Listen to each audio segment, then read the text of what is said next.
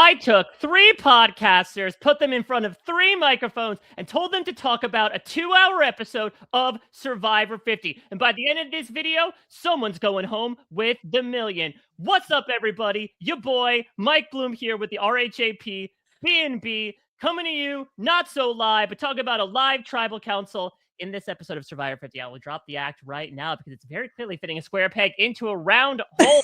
Oh, my goodness, we got a lot of pegs and holes to talk about here because there is a lot to get into over the course of this episode. $1 million got added to the prize fund, and a lot of chaos got thrown into the mixture in what some are calling one of the best episodes in recent memory. And I'm here to break it all down, as I highlighted so courteously with 2 lovely ladies. First, of course, my lovely co-host Liana Boraas. Liana, how are you? I'm just happy you didn't go with the comfort or chaos trope that we had from the auction. So I'm happy to be only in comfort. But this episode was a bit chaotic. I mean, comfort and chaos would have been like, hey, Liana, you're my fantastic co-host. Also, eat this pig brain. Yeah, I'm full. Thanks.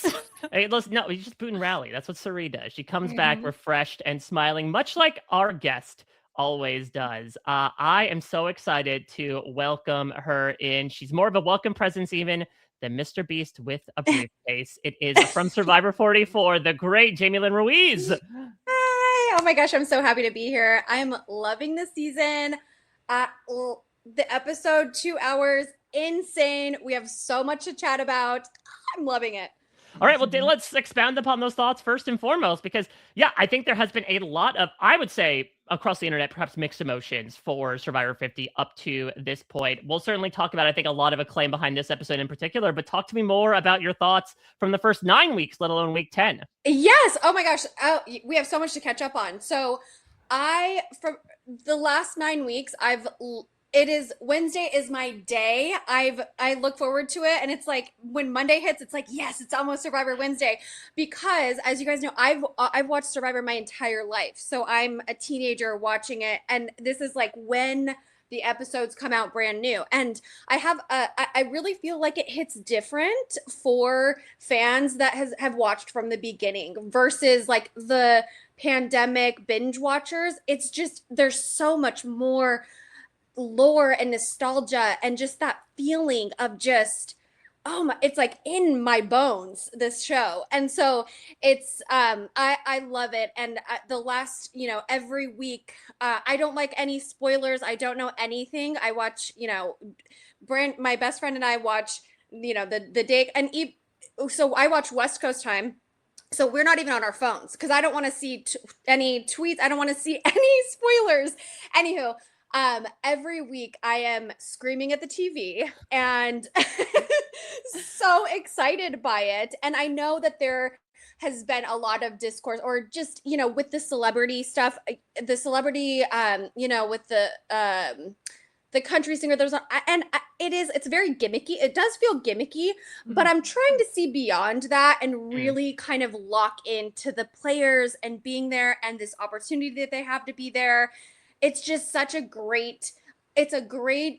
love a returnee season because we're getting this up-leveled, almost like the players that come back, you have so much that you're kind of managing.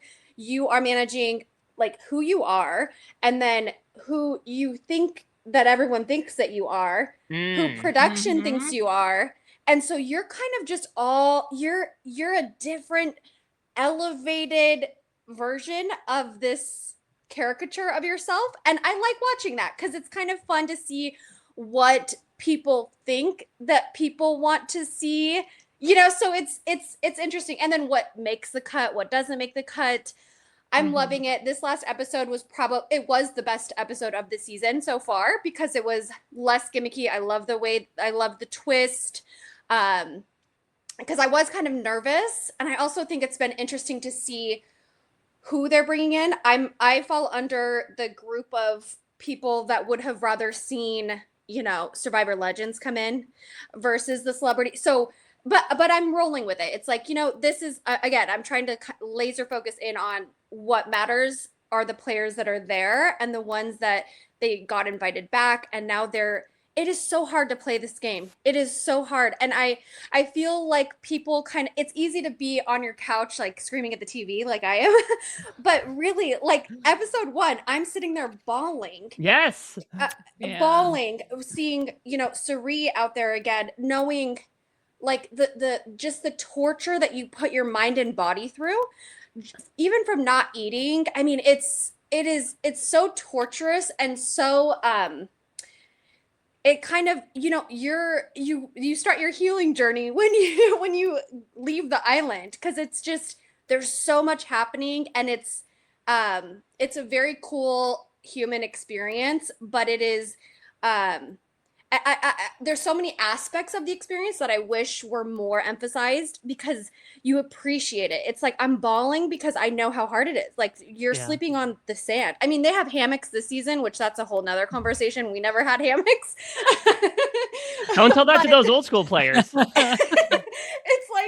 that must be nice. We were digging shoulder and hip holes into the sand so that we could find a comfy way to position our bag and then put our buffs over it. So now I see the hammocks, I'm like, they're actually sleeping. But they need to be able to, so that they can, play better, and also let having more food. It's all kind of bringing it together to this almost like peak new era. They've been able to kind of use every season as like a test to this point. Like, okay, what, we can't not feed them. As much as the early 40s, we really didn't have food. And then now, having more rewards, and, you have to have a brain cell to be able to play and, be strategic.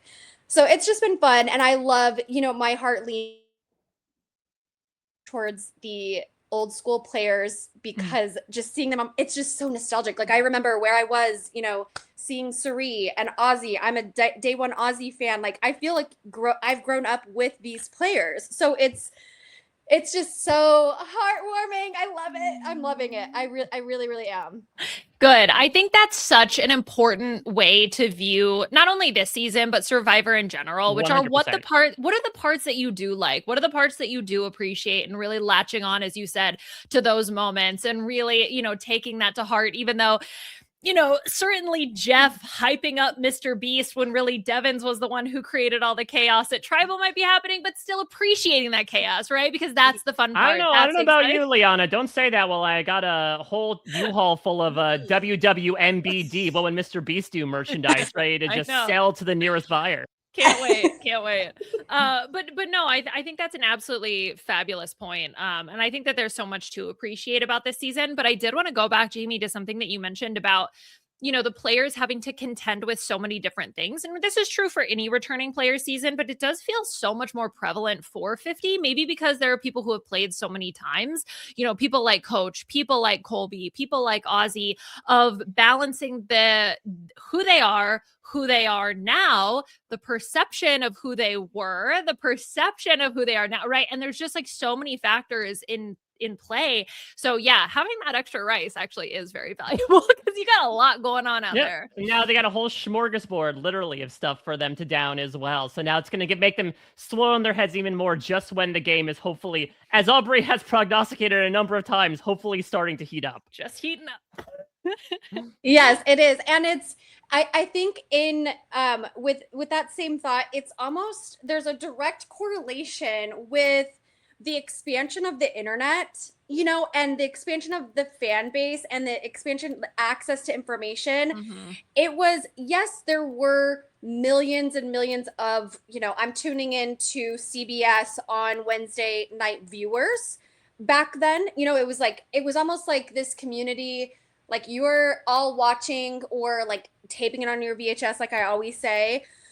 But now it's like you're watching it, but you're watching it with just this huge web of people and opinions and, strategy, thought processes, experiences. And so it's definitely added depth to the game, but which can be also, I mean, that's why you are dealing with so much. It's like just that expansion. It's just like, there's no way to go back because it's like we all have computers in our pockets with our phones, and it's cool because you get to share.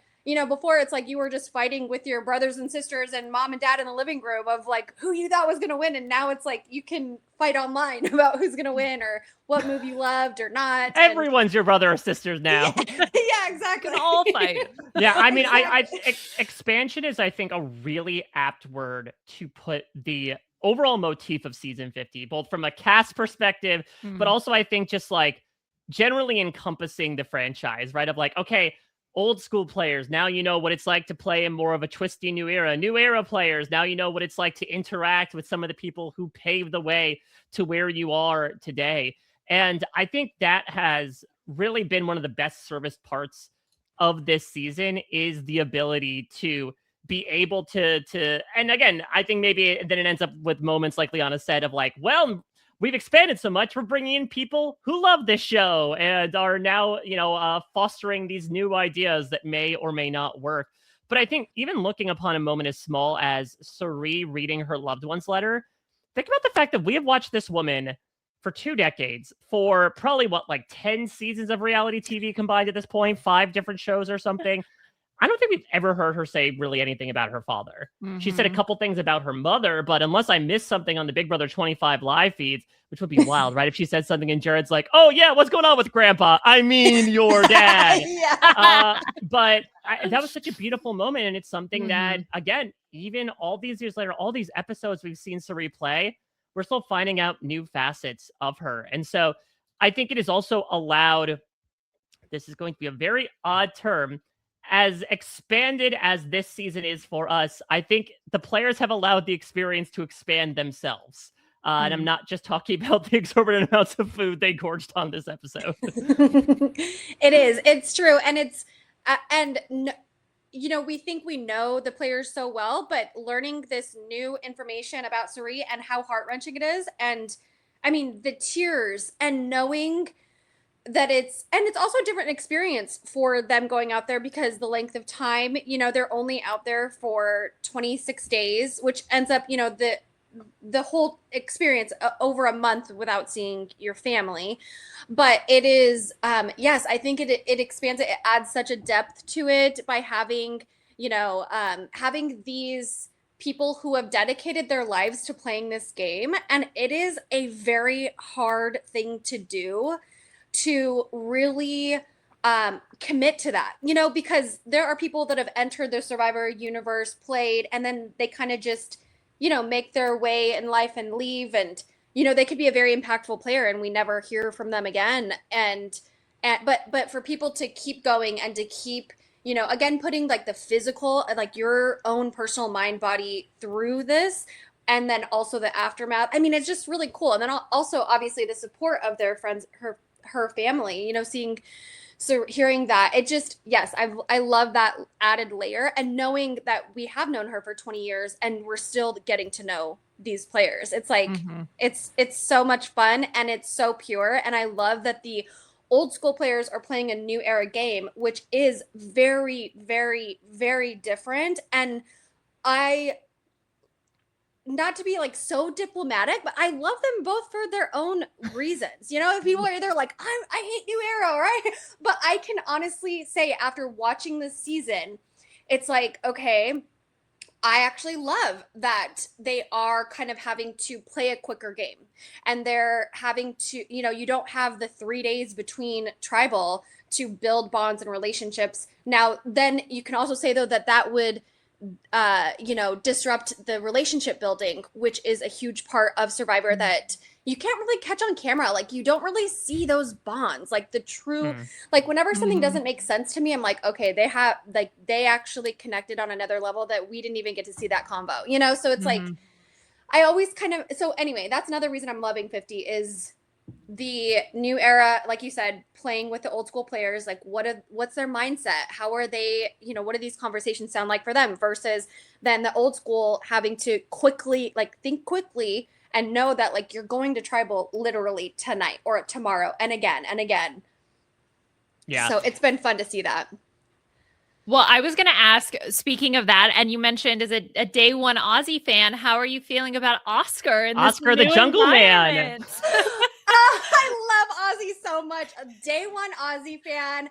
Love seeing him on my screen again. I am like, as long as it's not Ozzy, okay? Well, Ozzy and Cirie, the Cirizard of Oz. I've seen it as Cirie's Wizard of Oz or Cirizard of Oz. Cirizard of Oz is so much better. Come on. Cirizard of Oz, Dream Alliance. That's one of my favorite alliances. Literal. I wanted to say that. Is it my favorite alliance of all time? Oh my God. I feel like it is because I love, it's like the perfect combination of everything about the game that I love. And because I love Rizo, oh my gosh, he adds so much to this game. And so back to Ozzy though, I love seeing him play. I love seeing his growth, you know, after not seeing him for what, like 10 years or however, it's been amazing to see that it's not only talked about, but it's actually acted on. Like he is behaving and moving differently in an obvious way. And I think that comes with also just like age in general, but then also, you know, looking back on the game for as many years as he's been away from it. And then also still being a part of the community. You know, he's watching every season, he's participating online. So knowing that you then have the ability to evolve your game by playing 50 and just seeing him, I mean, he is just the original Jungle Boy. I mean, he's a Jungle Boy, but Jungle Man. Like, I don't know. Can I call him Oscar? No, it's Ozzy. Now, Jamie, what about the hair? Is the hair the one detractor for you? I wanted to be like Ozzy. We needed to chat before you went. So that but honestly though, I love Ozzy in all of his shapes, forms, styles, hairstyle. You know what? I can't complain. I did see people were saying that they were comparing him to Shambo. Yep. That, and it was like, people had this side-by-side image. Please. So I had to kind of like wipe that out of my mind. But it's that jungle glow is coming up. We're getting towards the end, and it's like everybody has that little jungle glow up, and he's just, his game has evolved. He's positioned really well in the game. And I really feel, I mean, I know that he will sit at Final Tribal. Like in my heart, feel it. He deserves it. He's been playing an amazing game socially, and to the point where he's kind of picked out, you know, I'm sure from his favorite winners, and also his link up with Cirie on day one. I was screaming at the TV. It's like, yes, that's what you needed to do. Yeah. And the way that she has protected him, and also the way that he is kind of really moving similarly to Cirie, because, you know, I'm a diehard Cirie fan, and I feel like it's like, if either one of them take it, I'm going to be happy. You know, I really feel like he's kind of adapted his play in a way where it's similar to hers in having those connections. You know, I don't know if it was last episode I think it was last episode where Cirie's like, I'm working with this person, this person, this person. I have an understanding with this person, So it's like, if you know, and so for him to be able to have that, especially this last tribal, I think he was chatting with Jonathan, and Jonathan wanted to make sure that, you know, they were still connected. It's giving Cirie, like, it's giving that relationship management, and I love it. So we'll see. I mean, I'm excited for him. Obviously, now having the target kind of swing towards him certainly makes me a little bit nervous, but he's protected by Cirie, who will save any of her allies. And remember, he still has an idol, which everyone seemingly is forgetting about him, and Rizo. Well, what it always is that, like, they'll mention it first. And it's always like the first thing at the, you know, it's the first thing on the agenda at the Monday morning meeting. And they're like, we'll circle back to that. And they never do, because by the end of it, everyone's still caught up in everything. And yes, his name was sort of bandied about in this massive scramble that was happening before Tribal Council. But yeah, by the end of it, everyone's just sort of like, that's fine. We'll just sort of let him go. Which it's like, and the only answer to that would be relationships. Like he's had enough relationship connections, like built solid enough to where he's able to kind of just slide through like that, because it is true. It's like how he has an idol that also, the idols this season have been tricky because even when I'm watching, I forget that they can't play it for other people. Right. So did I have the other day, was it this episode or the last? I think it was this episode. I'm watching it. The moment they wanted to turn it on Cirie, I was like, get the paper bag. I'm going to hyperventilate if she goes home. I said, this is not happening. It was, and then I was screaming like, okay, Ozzy can play the idol. But then I was reminded he can't play the idol for her. So that's a little bit confusing. Thanks, and Billie Eilish. Yeah, the Billie Eilish idol. It's really hard to remember that, but which would also then make Ozzy an even bigger target if maybe the good is that they don't remember it either, and he can bluff it and be like, I'm gonna play it on Cirie. Here you go, right. Here you go, Cirie. Hold on to it. Yeah, exactly. It has been amazing. And then Rizo has the other one. Rizo has the other one. Yeah. They float his name out a little bit, right? Where Cirie's name is floated out briefly, and then they're like, no, not Cirie, Rizo. But I think he is, for many reasons, I would imagine, I think the lesser threat of the two. Travis is certainly not in every immunity challenge saying, Rizo, 1 win away from tying the all-time record. Yes. Yeah. It's so funny. He has added so much to 50 with his understanding of the game has been the most obvious out of a ton of new era players than anyone we've seen in a very long time. He is so smart with this game, and the way that he is able to like manipulate with his charm and do it in like his Rizo way. That's why that alliance, that is like the key. Those three are my favorite, and I've really thoroughly enjoyed, even, knowing, going back to the beginning when people didn't know who Rizo was, when I think Colby was like, who is this kid? I can't be like, I'm not playing with this kid. But then he wins them over, and he wins them over because he's just got that spirit to him, just that like quirkiness, that like friendly, just, I love watching his big grin on my screen. I mean, just like when Mr. Beast comes out, he is nonstop smiling, and it's like, but then it can be deceiving because it's like, no, he understands the game so well. Also, like he's so present. I think that's what it is in these moments of, and then really kind of having all this knowledge, using it when he needs to, connecting with like two key players. If I'm on that island, I'm going to Cirie and I'm going to Ozzy, so it's, I've just really loved the way that he's teed up his game so far, and his active participation, which it's like, last vote when he was the one that came back and said no about Christian. He's like, why, when we already have a vote towards Christian, why would we not do that? So having him not just ride coattails, but really, truly, he's participating and adding so much value to that alliance. And I just love his sense of humor, his quirkiness. He's great TV. I love watching him. I mean, it's interesting that you use the words active participation, because I do think, Liana, and part of this is due to the fact that Rizo is apparently not doing very well physically, but it is very fun to watch the Loki storyline of him being either quote unquote lazy or like having so many things done for him, including in the auction when Aubrey brings him along and eats the grubs so he could get cookies. Luigi wins by doing absolutely nothing energy. Yes. Exactly, I don't know what it is about. That's exactly it. But it was still charming in a way. It was like he was so honest about it and just stepped back and let Aubrey. I mean, yes, it was. Somehow he wiggles his way through those moments. Like that grub. Just like just like that grub.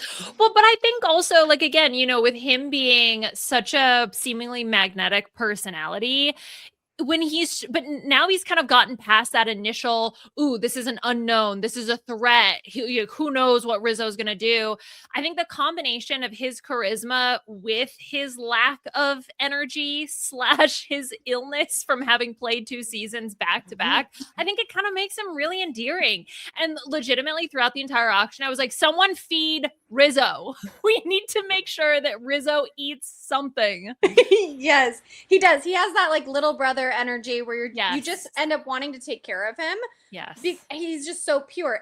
And he's also so pure in a way this far into the game, having never watched his season back because he was back to back. So it's like he's really coming with that authentic gameplay, whereas everyone else, you kind of start to become a version of yourself, you know, like a version of your own caricature that you saw that people may or may not have liked on TV. You kind of want to manipulate that. So it becomes very meta in that way, but he hasn't had a chance to dilute his pure self in that way, which is why I always love a returnee season, but I love the pure, like, day one newbie reality TV people. It's just like they have no idea what's coming at them, and they're so pure. They were cast for a reason, and it's fun to watch because, you know, yes, and then once they watch themselves back, it's an experience. And so Rizo hasn't had that yet. So we're getting pure Rizo, and it's great. All right. Well, we talked about Rizo having little brother energy. Let's talk about Rizzo's little brother's favorite in the form of Mr. Beast. Liana, you have been lying in wait. Your camera obscures the shrine you have in the corner to Jimmy Donaldson. Yeah. This is something we've been talking about for a long time. I have been desperately lying in wait for your reaction to what we ended up seeing when he showed up, black t-shirt, dead eyes and all, on our screen. How did it meet up to reality here? Okay, look, and I'll preface this by saying I watched a couple. I didn't watch Beast Games 2, but I did watch a couple reviews of Beast Games 2. Heard it was not so great. Basically, the best part of it was when they went on played Survivor. Basically, when the Survivor team did it. But you know what? I actually didn't hate Jimmy being there. I thought maybe I had such low expectations going into this. I thought it would be way worse. Now, that's just him being there. Let's talk about the actual twist, okay? I think the reason why the reaction to this has been, I don't necessarily want to say positive per se, but hasn't been more. I think I could say positive. negative. I've certainly seen people being like, this is an amazing twist. I think it's because Devens volunteered. Right. And I don't mean to be results oriented about this, but I think we kind of have to be when we're talking about how this twist plays out, because in the hypothetical universe where it's basically a rock draw and someone goes home because of that, I don't know how we would be feeling about that. You know what I mean? So we kind of almost got the best case scenario with how this twist could have turned out. Someone who was on the bottom, who was going to go home, let's just say, was going to go home, you know, flips the coin, doubles the prize money, gets an idol, makes tribal council super exciting, right? Like it was literally every single thing fell into place in probably the best possible way for this twist. Agreed. It had it gone any other way, they would never hear the end of it. It would be, I mean, it would have blown up the internet had it gone rock draw and then a fan favorite, Cirie, Ozzy, someone goes home. I would be. I honestly, but devastated. In theory, could that have been a better investment? If Rick Devens loses that coin toss, I think Mr. Beast immediately brings him on to make $5 million on his next video. You know, it's losing the battle to win the war. Right, but true. I feel like he kind of maybe had that in the back of his mind. And obviously he was he was going to go home. Yeah. And yes, I could totally see that being a thought process where it's like, you know what do I have to lose at this point? It was easy to have him do that. And either way, though, it's, you know, we did get the very, very best case scenario, which was really fun to watch. And it was completely like it being heads or tails. And the way that he justified it by it being better than his shot in the dark, you know, 50-50, it really, everything that needed to happen happened. Yeah. And it was fun to watch. So, but that's Mr. Beast's style. It's like this all or nothing where it's like these really big.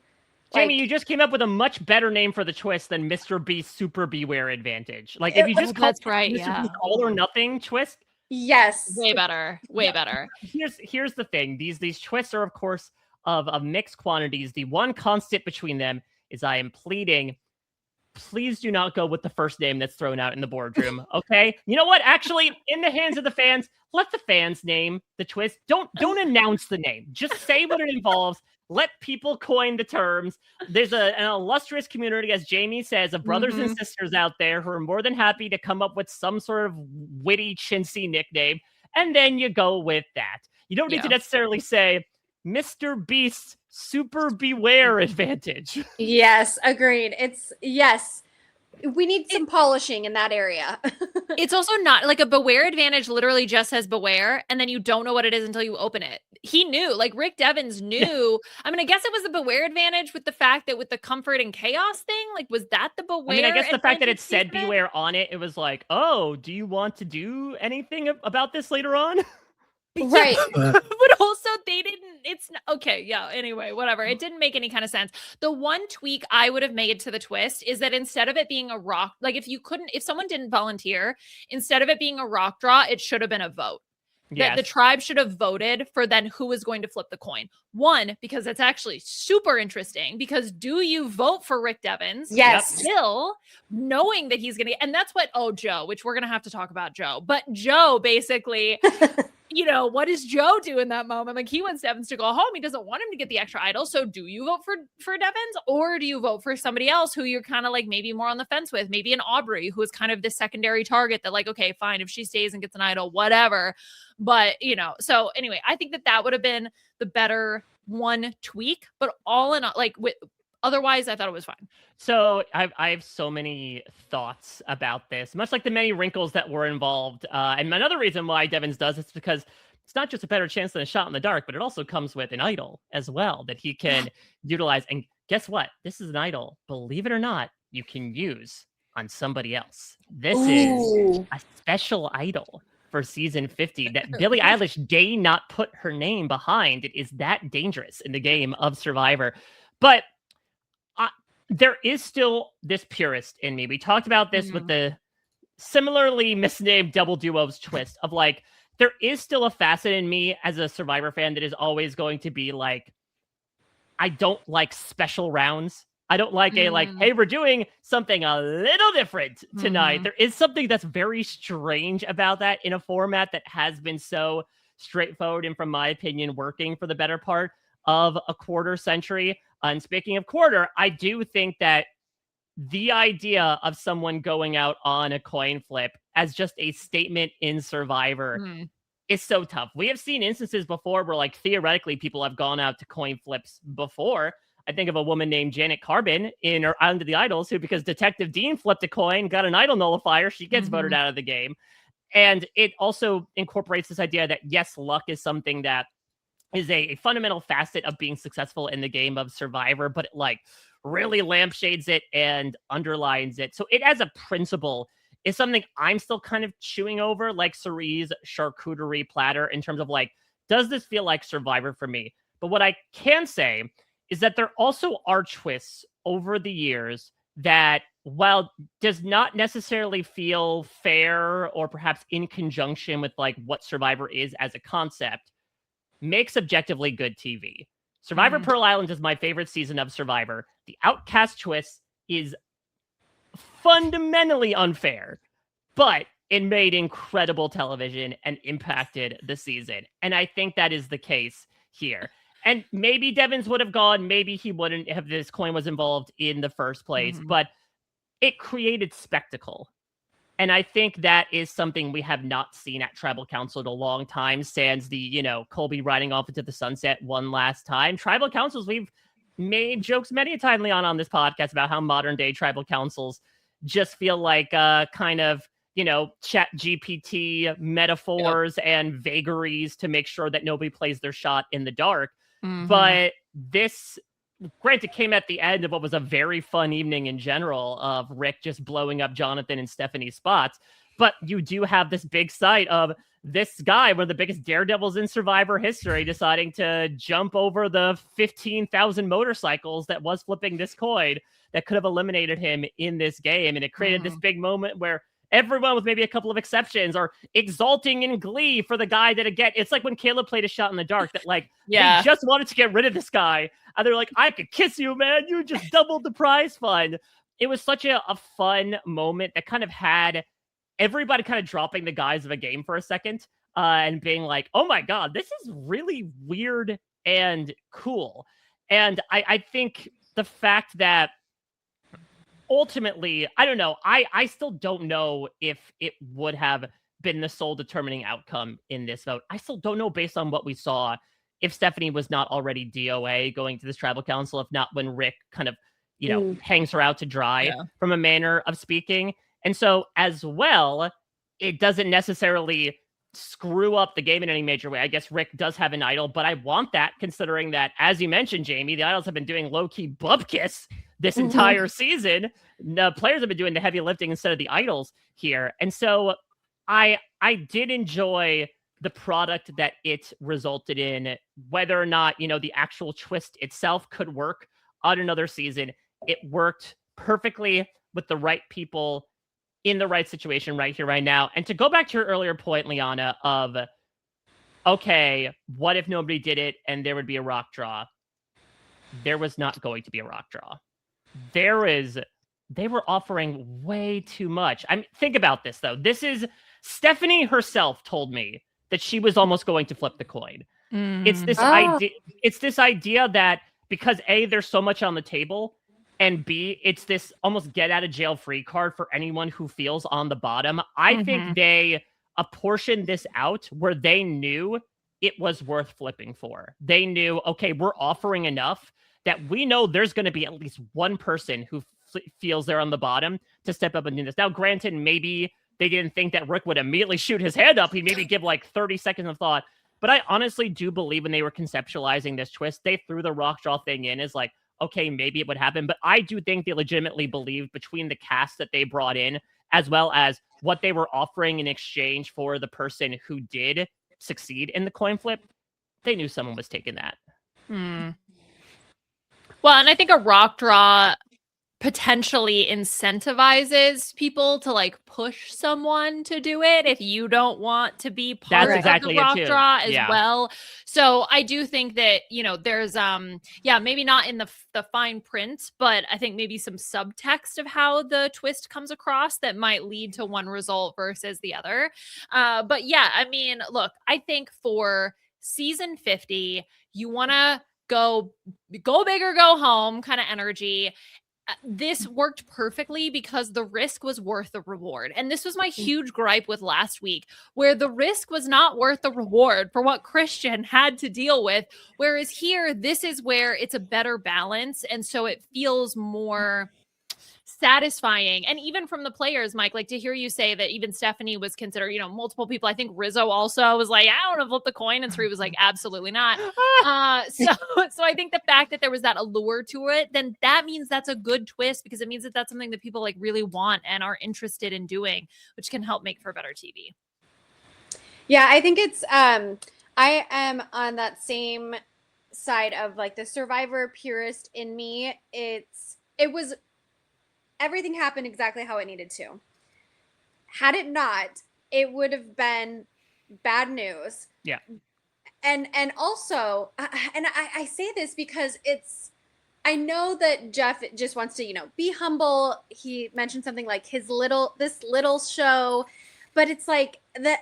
I also want Jeff and production and everyone to know, you are Survivor. You don't need any. I am glad that Jimmy responded with that immediately. Like, what the hell are you talking about? Yeah, because we don't need the gimmicks. Like I love I love pure Survivor, social Survivor, where it's like, and I think this is one of the first times where we get to see the scramble before tribal, which is such a huge part of the game that is left out of literally every episode of New Era, Old Era. Like that's how it really is all the time. Like that is a standard tribal, like pre-tribal. Every single person's name is said, and like they mentioned, it changes every 45 seconds. You are doing a confessional, you come back, and the whole game is changed. So it is that pre-tribal is they captured it so well. And but that's what I love. Like, that's when I say purist, like that social piece of it where you're able to move these chess pieces and have that agency in the game, which I think this twist, it kind of could have and did take that away. And like Liana, when you said having the vote, that is a way to add. That is how you add their vote back to it so that it does matter in a creative way. And, you know, being creative and having it was definitely a Mr. Beast episode without having him have to do confessionals, which I appreciated because that would have been, you know, I think the internet would have exploded at that. And so he kind of had to tread. I think he chose to tread lightly because he has respect for the game, but also, yes, it was just, it was fun. It was a big, and now we have an idol in play, which is great. The right person did it. And made it even more fun and has that connection with his kids. But did we need it? We didn't need it for this big season. Yes. It's already a big season, but I think it was fun. I was actually surprised at the beginning of the season that it wasn't going to be for $2 million in the first place. And now I'm even more excited that the pot is $2 million. I mean, that is, I'm so happy about that because out of everything, it needed to be that. And it makes sense because that's Mr. Beast's, that's his thing. It kind of reminds me, though, I think of one of the criticisms that's been levied against him, which is like the inspiration porn of like, okay, maybe you didn't need to go through this whole rigmarole with the coin flipping to add $1 million. You could have just given them $1 million. Right. Well, and that would have been a fun celebrity contribution cameo, which speaking of, I wonder if Sia's going to do anything this year or if she's totally not. I mean, she was like her own celebrity, like she was the celebrity sidekick of Survivor for years. I think they need a tribal council with all the celebrities so they could tell Sia how much she paved the way for them. And how they grew up watching her give money away when they were 3 years old. Yes, exactly. And she is the original celebrity Survivor supporter. Well, that would be, I think, Rosie O'Donnell. I don't know if Sia penned a Gilligan's Island parody about the cast of Survivor 44 anytime soon. Maybe that's in the works. But yeah, I think that's a really good way to put it. And it needs to bear reminding that as much as might be oddly stated by the host himself, I really do not think Mr. Beast or his wonderful metal briefcase had anything to do with what was going on. We certainly did not hear any narration along the lines of like, well, we don't know what's going to happen, so we better keep our options open. Liana, as far as I'm concerned, the narrative was, okay, Stephenie and Jonathan and Aubrey are going to try to get Ozzy out, and then that blows up right in their faces. And so now they're trying to pivot, and now the vote's on to Stephenie.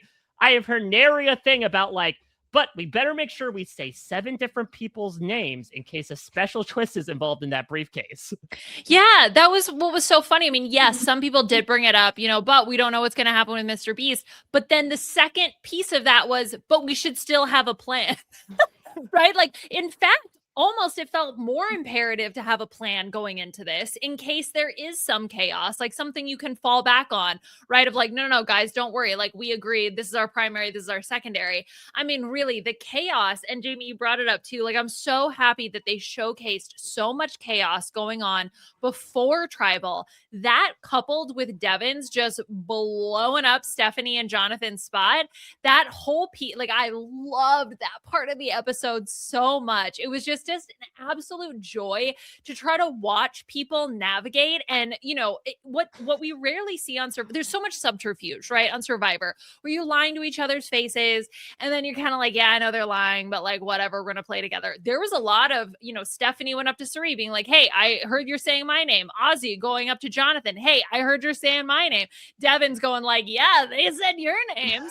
Like, it just, everything was out in the open, and I don't know why, but that was just an absolute pleasure to watch. Well, you know what it was? This was a Survivor House meeting.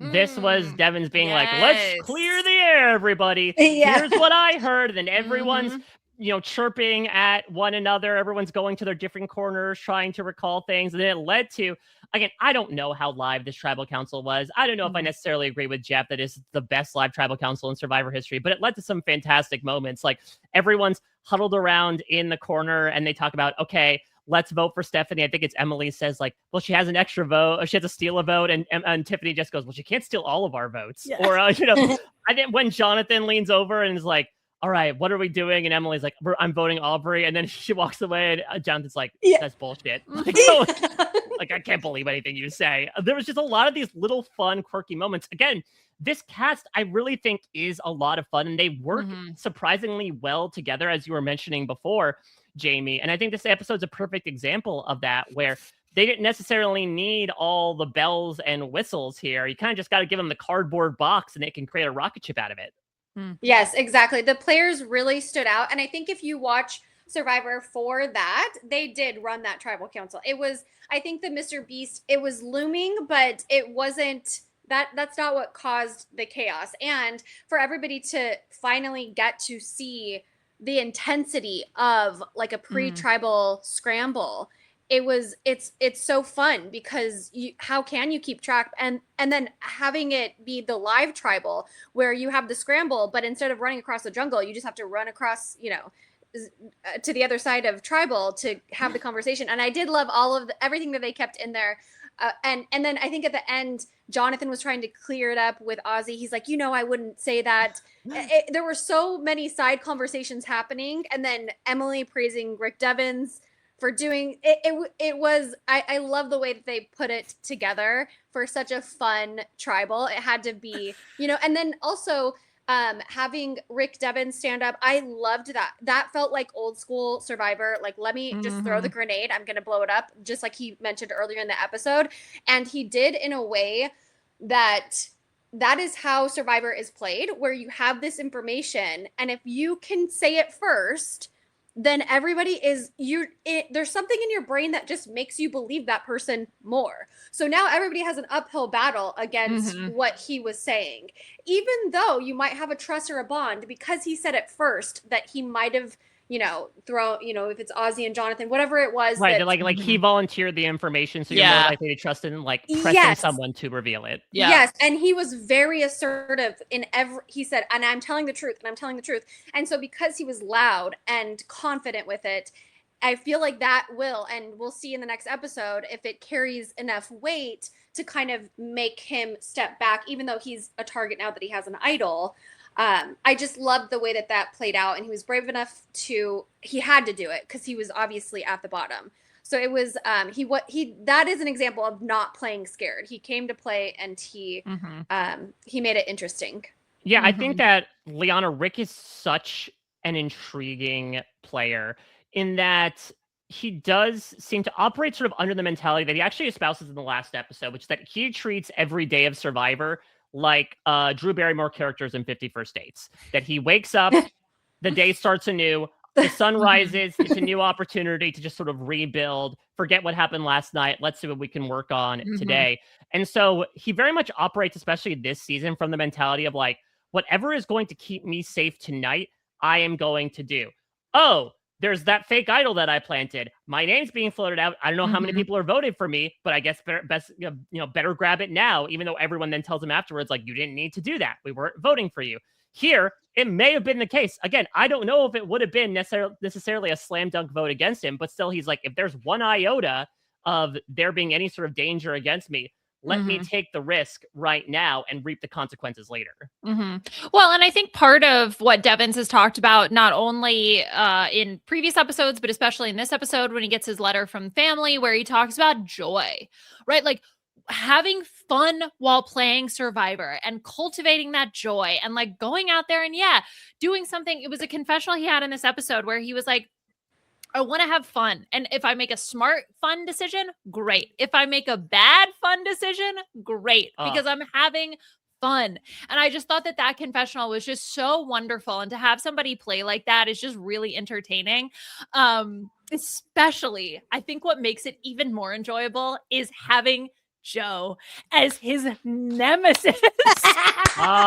Joe's reaction to Devens flipping that coin and getting the idol was amazing. Hello, darkness, my old friend. Like, It's Wonderful. This continues to be one of my low-key favorite storylines of this season. And again, it doesn't need to be a main one. It's actually a lot like, this is a little bit apples and oranges, but like Jamie, like your fake idol storyline was like, it's one of these like recurring themes that exist that you don't necessarily dote on as like the main A plot, but there's like always something, it's like a background gag. Yeah. But now It every has. time Rick does something, they Yes. cut to Joe, and I'm sure it's out of context, but they make us believe Yeah. like Joe feels like he has heard the worst news in his life every time Rick just comes around and says something. What it reminds me of is, this is going to be so niche, but there is a story that Jim Carrey tells when he was in the movie Batman Forever with Tommy Lee Jones, where Jim Carrey was the Riddler and Tommy Lee Jones was Two-Face. Jim Carrey told a story where apparently one day he like tried to, be buddy-buddy with Tommy Lee Jones, and Tommy Lee Jones angrily rebuffed him and looked him in the face and said, "I do not sanction your buffoonery." And I feel like that's the dynamic between the two of them, that Joe does not sanction Rick's buffoonery whatsoever. Yes. Yes, that's a great example. And I saw last night somebody screenshot the moment that Rick hits. Everybody stands up, pure joy, and Joe is sitting there just with this smug look, just angry. It was like the timing. Well, of that person was screenshot- me, so good news. Oh, was it? It's so good. I It's was so cackling. good. Now, I will be fair. This was like, he does end up standing up eventually, so this is taken a little out of context. But I just could not help but capture the image of everyone exulting in joy, and Joe's parade getting rained down, basically providing the implication here that this man would have rather seen Rick Devens leave the game than possibly earn Yes. $2 million. Yep. Yes. Oh my gosh, that made me giggle. It was so, and then I wanted to go back and rewatch it because it's so funny. The perfect screenshot. But like the combination of this plus when Rick Devens reveals that his idol was actually a fake, and everybody's like, "Oh my god, like that's so nuts, Devin. That's so cool that you did that." And Joe again. Yes. Guy. Yes, and it's interesting. I am interested in that thought process of the loyalty and the honesty and having to. I mean, that's his core game. So he's a great person to take the whole way, because he's gonna be loyal as long as you can, as much as you can. Be loyal and honest to him, take him to the end, because he's going to give you a lot of information. But then are people giving him, it's just, I struggle with that expectation. I will be so forward to say, I think Joe's a joke here. I think, which is wild, because for much of 48, we were saying, everyone on the island was saying, oh, Joe's the odds-on favorite to win if he makes it to the final three, and it didn't end up happening.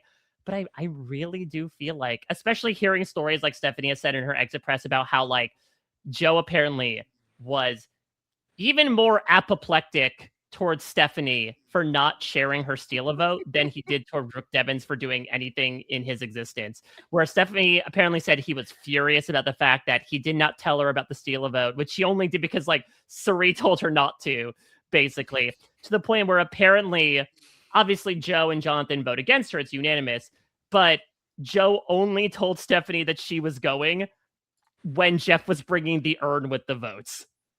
Like, Joe is low-key a petty queen, and I'm kind of here for it.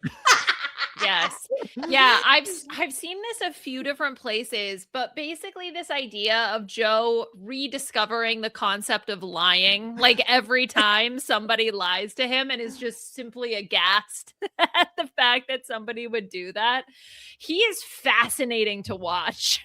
He's slowly losing his mind here, Jamie. He's talking about smelling ketchup on the floor. He is, and I watch, and every time it cuts to his face, I'm like, is Joe okay? Yeah. Like, he just seems so like genuinely upset at every single lie or twist or deceit, anything that anyone does that's not of the purest honesty, which does make great TV. So he's there because how can you play Survivor, a game of lying, with someone who's just dead set on not ever lying, like on being like so truthful, and then holding it against you if you lie. You're playing a game of lies, but then so it's really fun to watch, and I think that makes it it's almost like you have to, and I know that Christian and Devens talked about it at the very beginning of the season. Yeah. Where it was going to be really hard to navigate this entire season with somebody that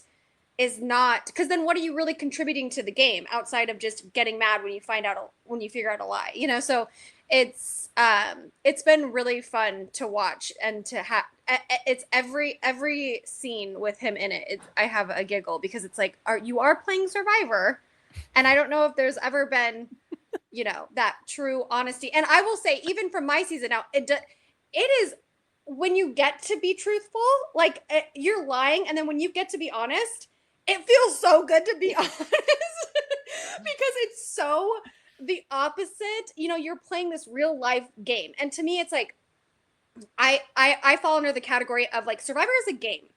Okay, so you are playing this game to win, and you need to do whatever at all costs. It's like game night with your family. Nothing personal. Like let's play, balls to the wall. Let's give it our all. And so for me, it's like I have that already in my mind where I wouldn't take anything personal. It doesn't tell me anything about who you are as a human. It doesn't tell me anything. Like you lied to me in a game of deceit. Like, okay, cool. Like you did a really good, like you were great at that. So it's interesting to see these different mindsets, I guess is what I'm saying. It's seeing that his mindset is so rooted in that honesty. It's very different. And it's like, you have to just know that with every convo you have with him. You're not playing the same game of like, I'm playing you're playing his game then when you have a conversation with him, which is so interesting. Which again, makes him more difficult to work with then he becomes less likely to be taken to the end if you're like, can I play this many days with this guy? And not only that, this idea that if he feels like you have spurned him to the extent of not telling him about the advantage you have, he will not only vote for you, he will blindside you in his own way by being like, yeah, I did it. Tell me about the vote steal next time. Right, exactly. And I'm curious, and I would like them to share more of like all the information that he does have. So are the players choosing to give him everything? Because he's on a need to Joe basis. The what? He's on a need to Joe basis. Yeah, exactly that. What is Cirie giving him? Because, and what is she? And then also, they say like, hey, it's a lie, or is it like if you withhold information, that's not really a lie. Like you weren't in that conversation. It's easy to say like, oh no, you weren't there. I thought you were there. So how are people manipulating their own game for his perception? It's just such a next level layer of a game that you have to play with him. Well, and that's the thing when you have, so, basically in it, what seems to happen in every season of Survivor is that group kind of establishes its own like norms and mores of how they're going to play. And 48 was very much this kind of like loyalty energy, right? Where even Kyle and Camilla, who were doing some more cutthroat moves, really had to do it under the radar, right? Nothing could be so over explicit. And I think to watch Joe stick out very much like a sore thumb, because I think some of the other loyalty people still have an element of strategy. Jonathan literally was like, yeah, I lied about this thing. Yeah, exactly. So to watch everyone else play around him is very interesting because he does stick out. And I think Rizo is one who pointed out in a previous episode, we really got to tell Joe because Joe's going to be pissed if we don't tell him. So to see people kind of changing their strategy to understand how they can work with / around this person. And what was actually very interesting was that Joe is the one who spilled the beans about Stephenie and Jonathan to Cirie. So anyway, it's just so fascinating. I mean, but that also is an advantage of investing in that relationship, is that if he feels like the candor is a two-way street, then that allows him to share with you any information that he gets.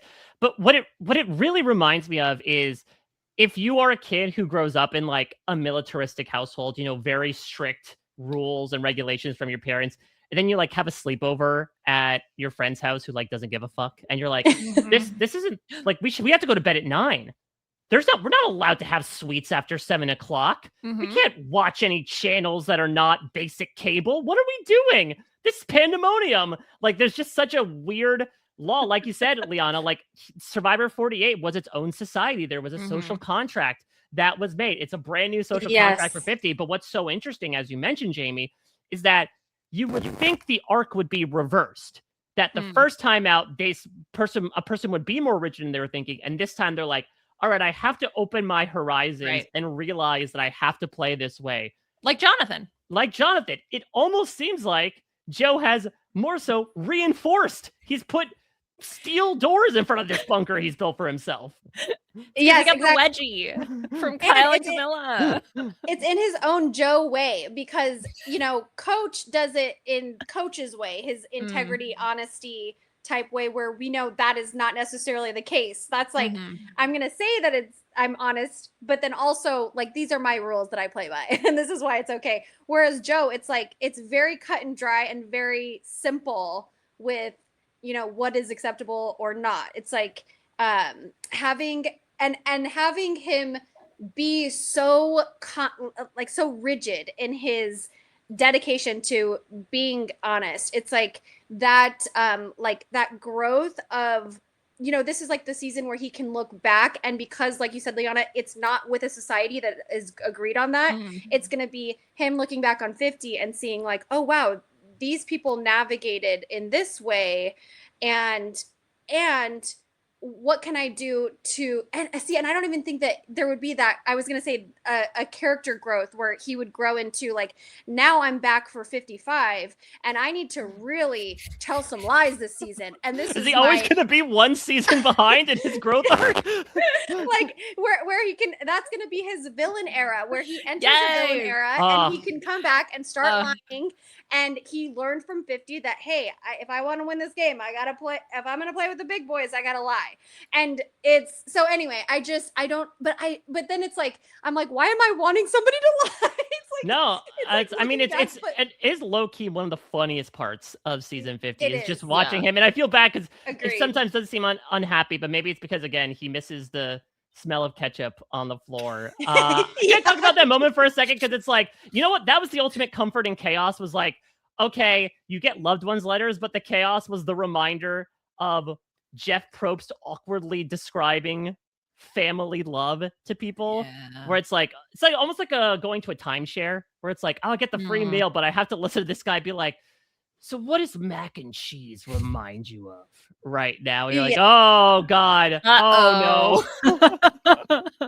Yes, and I don't doubt that, when Aubrey ate the mac and cheese, that's that feeling, like that olfactory, the sense, it's like, oh my gosh, here we go.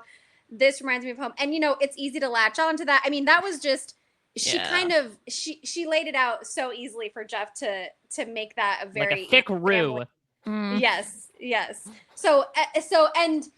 But with the, wait, what did Joe say about the ketchup? Oh, that he's like, he could smell the ketchup, his daughter dripping ketchup on the floor. Yes. It's like, it was almost moments like that nowadays. It's such a big difference between like sassy Jeff in the past, where now it's kind of that is new era. That is like, and again, like we have to just kind of accept like this is what we're being fed, and okay, it is this family era. It's like they're making it for 7-year-olds to 97-year-olds, and that's okay. So that was the moment I know that Jeff was so excited to eat it up, no pun intended.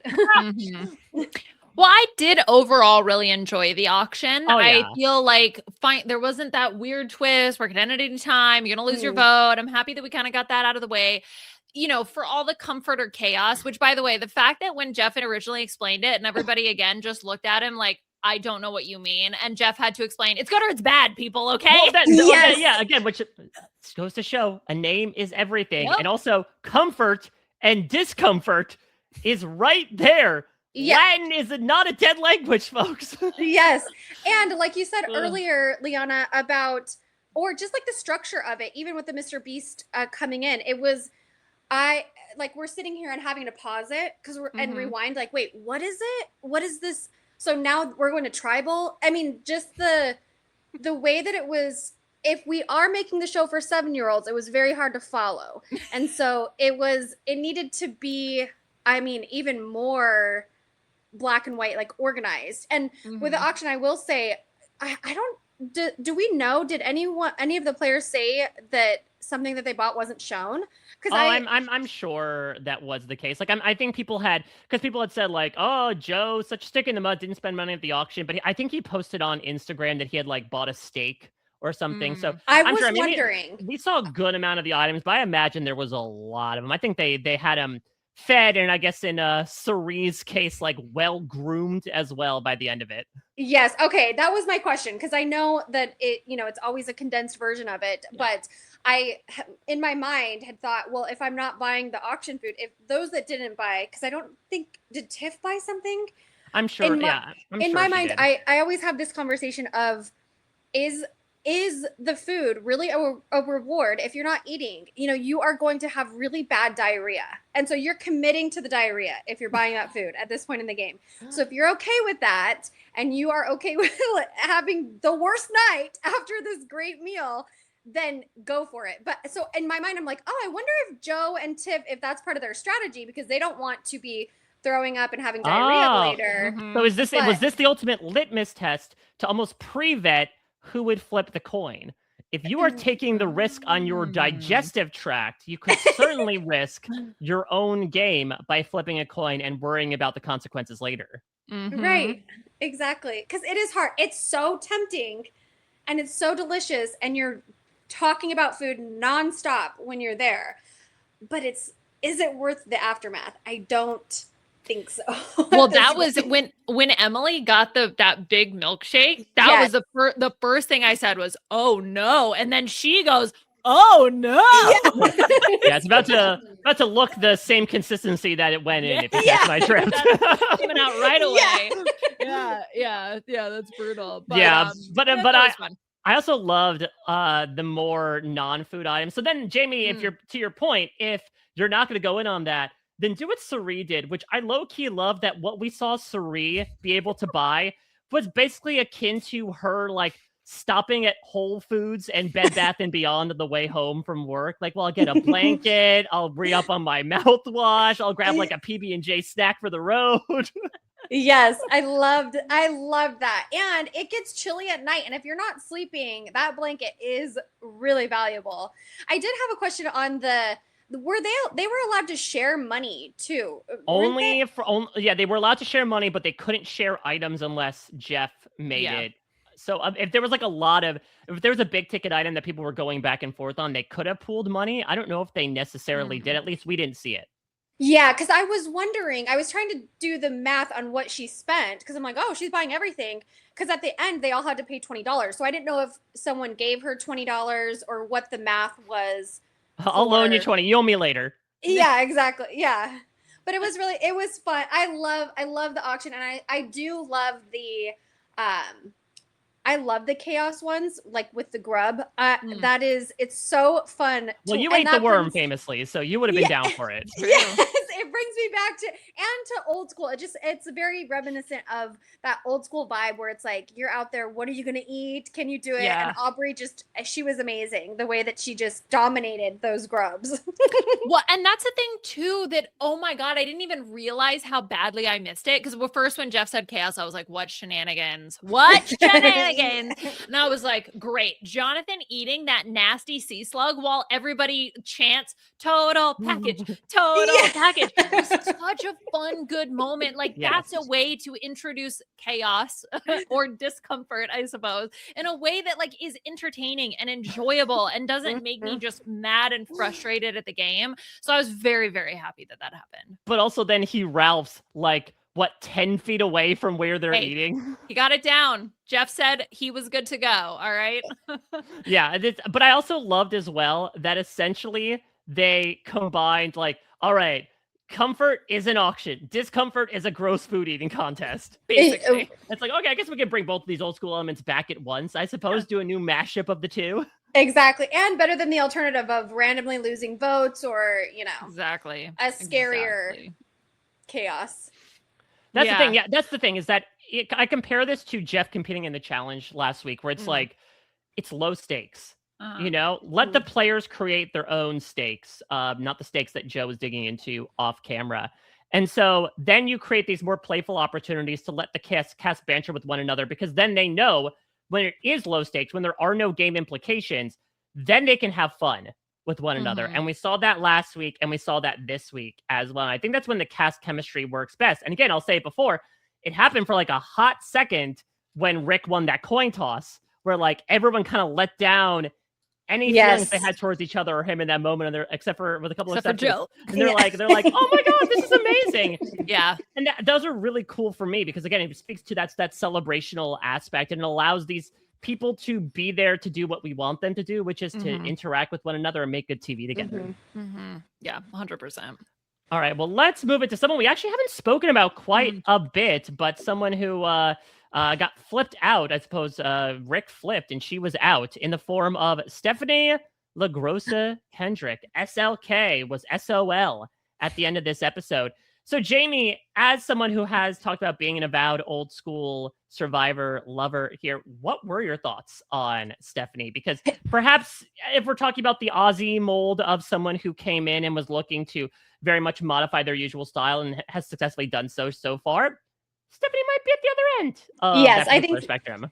Agree. I think Stephenie was at the other end of the Ozzy evolution. I think that it was interesting to see because she came in and she had her alliance just kind of has crumbled the last 4 or 5 weeks. I mean, it's wild, right? That like the first episode, her main alliance was her, Colby, Q, Genevieve, and Kyle. None of them made the jury. And it's kind of a pattern for her, to have this, where she's this sole member standing, and for her to come in though, and not, I think it takes a lot of self-work, constant self-work to really be able to look back on your seasons and then evolve in a like consciously aware way where you are going to work with different people and really, I think she's very reliant on, she's a great challenge. We saw her win the extra reward, but I don't think the social piece of it, I feel like it fell flat again for her, especially with how easy she is to read. Cirie, like she walked up to Cirie, and I think 2 for 2, Cirie was like, well, she's lying to me. And for that to not have a poker face in Survivor after you've played so many times, it is that's something that I think, if she plays again, she can practice. But I think she was very dependent on her crew that just kind of crumbled. And I, it's interesting, her relationship with Ozzy. That's where I get that idea of Ozzy really playing a lot like Cirie, where it's like he made himself good with everyone, with Jonathan, so that he was getting that information, but also she felt so connected. And I think that's why she stood up and, because it was Rick and Emily that did say that they wanted to get Ozzy, and then she kind of just like fell into that trap, and she falls into the traps where it's like, because she's arguing against somebody that brought the information first. And when you're arguing against that, like, you can't win, because everybody has that idea now that, oh, you really big time betrayed me. And, I know she was looking during Tribal at, begging people to see that that's not the case. But because she didn't go to them first, I think that was a big misstep for her. And then it just gives, it gave Rick all the power to manipulate that situation in a way where he understood that her social game and his social game, what it would do to it, and how I think Rick is really good at that, like getting the information there quickly. And I think that's part of Emily's game also, that a lot of people, they can't really understand. They're like, oh, I would never work with Emily. She gives all the information. But the reason her game works is because she gives the information first. It doesn't matter like what it is, and it doesn't matter who she's betraying, but she's just giving all of this information. And so it's like, it's almost like she's like spraying and praying, but it's working because then they have that in their mind. Well, Emily told me that first. And so so even though it might not be ever come to fruition where it works against her, it's just really interesting to see like how people's brains will always just remember that first, touch point. Sprang and Prang was also the nickname for the secret scene of Emily's aftermath, having the chocolate shake. Oh, I need to read it that as well. Yeah, poor Cirie too. Like, got to see her puke and rally. It's a fun effect, but also at the same time, like, kind of feels weird. Again, we learned so much about Cirie in this episode. We really did, and I do like the camaraderie and that joy that they wanted to bring to 50. Like, I feel like the last 2 episodes we saw Jeff genuinely laugh, like laughing. His little Muttley laugh. Yeah. So that's been fun to see that just they're really, really focusing on bringing the joy and bringing that other part of the game. Like we know a lot about Cirie, and it's like it's been fun to see it. I like it. Yeah. Well, I think one thing about the Emily, I love the difference between Emily and Stephenie, I think too, is Stephenie, as we know from this episode of what Cirie has pointed out, is that she has a bad poker face, which certainly doesn't help. And I'm not saying that Emily has a better poker face, but as someone who's played social strategy games with Emily, like, she is so believable because I think she believes what she's saying. Like, for example, it's George Costanza. Yeah, exactly. Like when you know, she finds out that, oh my God, Aubrey has an idol, and then she flips on Christian for a hot second. She like genuinely seems, I mean, she comes across as so genuine, right? And I think that Angelina was responding to that. You know, there was a lot of just like, oh yeah, okay. And I think that certainly helps Emily's case, that she doesn't seem so two-faced, because at least when she's in her flipping mode, she's very, very believable. She's not lying to you. She just is telling you the truth that she's believing in that moment. Correct. Exactly. Yes. And then that can be endearing when you then perceive that as maybe a mistake that this person made. Then it's like, oh, and then they come up and apologize. And it takes a lot for somebody to apologize. Like, automatically, then they're like naming a fault in their game, but also trying to win your trust back. And then you have to look at them and say, like, was that genuine, or is it like manipulative? Is it calculated? And then and then you're like, I'm playing Survivor. Is it like, what is it? And so for her, the apologies had to have that feeling of, you know, her being very genuine. But then also she has on her side that then she has shared information and she can use it and kind of play with whoever she wants to at the moment. But I think a lot of it, yes, can be rooted in fear, but that's just how she plays. It's like we're getting the amplified version of her, because I think I saw someone say that this isn't how she played, but I feel like this is how she played before, where she was always giving information. It didn't even matter. It was like throwing grenades. It is really interesting that I didn't realize, sort of like when after the Charlie vote, Jonathan's like, this is my first time ever being blindsided. Emily said this is the first time she's ever been left out of a vote. And it's like, and was that wow. true? Yeah, I mean, she was, I mean, if you count, no, because I wouldn't even count like Caleb playing his shot in the dark, because she basically tipped him off to do so. Like, she was involved in all the votes that she went to until, you know, Julie ends up playing her idol and taking her out in the process, which is pretty wild. I also don't think I realized how good of a pair her and Rick would be until this episode, because I think we both saw them through Christian. And so when he was gone, I think we were sort of like, how are the two of them going to operate? But I do really think they're two sides of the same coin, for lack of a better term, in that both of them shoot first and ask questions later, where I think Emily is someone who's similar to Rick, is going to be like, okay, there's something going on. Well, I guess I better do this then. And oh, maybe that's not the case. All right, maybe I shouldn't have done that, but just to be on the safe side, I should probably tell someone immediately. Well, and Devens is so pro chaos. He's like, yeah, that's fine. I can play with this. I love chaos. Give me more chaos. And Emily just feels sometimes like just chaos personified. All right. Well, Liana, let's get back to our own preseason predictions on Stephenie. Obviously, this was a long-awaited return from Stephenie at LaGrossa Kendrick. How much did you think her time in Scotland would have an effect on her time in Fiji in particular? What did you think she would perform out there in her 4th time out? So I did have Stephenie making the finale. Oh! I said that Stephenie comes into the game fired up and immediately builds connections with Q and Colby as part of a Keep the Tribe Strong effort in the pre-merge. Once the merge hits, Stephenie expands her relationships, locking in the Loyal to the Soil Alliance, aka LTTS, with her previous ally Colby, as well as Joe and Jonathan. While others underestimate LTTS for lacking flash and being a bit of a nothing burger strategically, Stephenie ensures they stay unified, allowing them to quietly gain power as bigger threats take each other out. However, recognizing the danger of the men teaming up in the late game, Stephenie flips with Chrissy and Cirie, earning her a spot in the Final Four Fire-Making Challenge against her new ally, Chrissy. Stephenie smokes Chrissy in fire-making, pun intended, going to Final Tribal Council.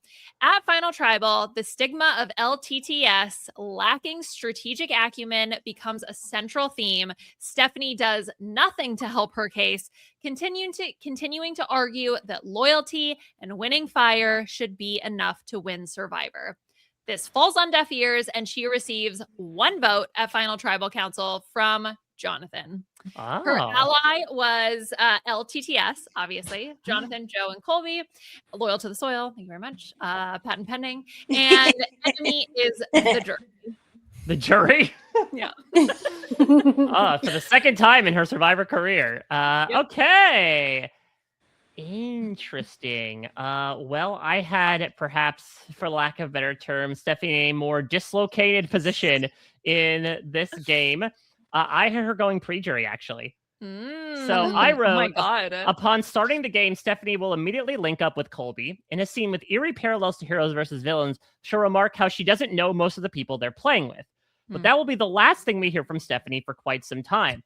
Due to her being locked in with Colby and Vatu's dominance in the challenges, Steph is the most purpled person in the first few episodes, as we predominantly see her absolutely beast challenge skills. The swap leads to a pop in airtime for Stephenie, but not for a good reason. She's the only person left from her original Vatu on her new tribe, leaving her in quite the precarious position. Steph will volunteer to go on a journey where she and another person have to arduously carry coconuts from one side of the beach to the other. Through the struggle, though, she comments about the tenacity she showcased through insult and injury on Survivor, and will be treated to a montage that has us contracting a brief case of Stephenie fever, not Stephenie favor, from 2005. When Steph comes back from the journey, she attempts to lie that she did not receive a half idol from her nut-carrying sojourn. But her poker face works about as well as Gigi's did as a restaurant, and she's immediately targeted due to suspicion of her having an advantage. Stephenie gets the opportunity to reconnect with Cirie, happy they could keep up the keying from Scotland, but the attempted half-idol lie worries Cirie about how much of a liability she could be down the line. And so, for the second time, she goes into the voting booth turret and pens a deadly fate. Her ally was Colby, and her enemy was Cirie and the invention of lying. That's funny. I'm excited about this half idol twist that you wrote into your season. Is this like a co-wrong situation where you have to have both halves of the idol in order to play it? Is it weird for me to say that, like, half idols are one of my favorite advantages in Survivor history? I think they're very fun because I think, again, it relies on social relationships with other people, right? That's exactly it. The best twists, in my opinion, are the ones that encourage choice and, I guess, collusion or cooperation or competition, to use some more C words there, of like being able to utilize it in conjunction with the people around you. And that's what I love about half idols. And yes, sometimes you get a stalemate situation where like neither party will budge and then you've basically got a dead idol, but it's not like you don't have situations where there are dead idols right now. And so the idea of like, if she found a half and somebody, like if her and this other person completed the journey and they were each given a half idol, I think that's such a fun idea because then it's like, okay, here's either a locked in alliance or it's like, how am I going to trick this half idol away from this person and then blindside them without getting too much blood on my hands? Mm-hmm. Yes, that is really fun. And I think that like this season with the Billie Eilish idol, it's almost like they wanted it to be more interactive like that because, but there's not enough time in the game for there to be a moment where like back when Genevieve was still there, she could try to get Ozzy or Rizo out. You know, it would have been really fun. And I think if the cards would have fallen differently, it would have been more interactive. All right. Well, Jamie, the ball is in your court here. Who are you tossing a coin into when it came to whose hat are you throwing the coin into when it comes to our predictions about Stephenie? Who was more on the money of how she would do ultimately in the game? I think that Mike was more on with how she would do. Because I think the gap for Stephenie was social, and I think Liana was confident that she would have grown and really witnessed her lack of social. And but had she taken that storyline, it would have been a beautiful arc for her to be able to say, like, yes, this is how I have grown and adapted and maximized my relationships, because it really does take solid relationships to get to the end of this game. And that was, sadly lacking. Missing a little bit. Yes. Yeah. No, I get that. Okay, well, congratulations, Mike, I suppose. You can take the point here. But are you prepared for the game that we have today? So, so actually, I would love for you to lose. I think it would be more fun if the two of you played together. So this is a game that we have played before on the B&B. We played this last season, courtesy of Derek, who put this together. Fan of the show and fan of the show only connect. We are playing Survivor only connect. So the way that this game works is you will be presented with clues and you have to guess what category all the clues fall into. So you start with one clue and you get more and more clues as it goes along, but the more clues you get, the less points you will get. Yeah, so we have to figure out, Jamie, like a category that they would all fall under together. Exactly. What do these things or people have in common? And of course, it's all Survivor related. Oh, oh my gosh, this is kind of like that game. What is it called? Where you have to think of one word. Anyhow, sorry, go ahead. Oh yeah. Like scatter. No, it's not like categories. What am I like thinking combine of? all the words for like. It's like it's like password, yeah. Or yes, like password. Yes. Well, this is based. Yeah, Only Connect is a UK show. And so this is what Derek has modeled it after. So shout out, Derek. Thank you again for putting this together. Cool. Very excited. So let's get things started. So here is your first category. So the first clue that you have is the first boot from this season. Of course, Jenna Lewis. Okay. All right. So this is, for lack of a better term, Jamie, a shot in the dark. We can go with any sort of category we want to because we have no idea who else is in the bucket with her. Exactly. What do we think? What are some categories that Jenna belongs to that we could just throw out? I mean, we could say first boot. Okay, let's do it. Yeah, first boots across Survivor history. Okay. You're muted, Liana, our intrepid host. That is incorrect. Oh, it wasn't worth the pause. Clue. Savannah Louie. Oh. Were these people who were voted out pre-merge on Survivor 50? Or yeah, I mean, I guess pre-merger, yeah. Or just voted out in general? Would you like to lock in one of those two answers? Oh no, it's one of those two. What do we go with, Jamie? Do we go with the more specific one or the more general one? Let's do more specific because I feel like general's too easy. All right, so people who were voted out pre-merge on Survivor 50. Okay. Technically no, but I might give it to you anyway.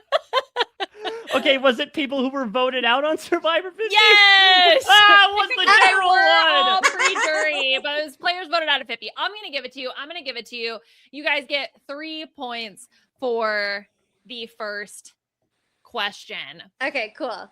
Okay, so the next clue is Cirie Fields.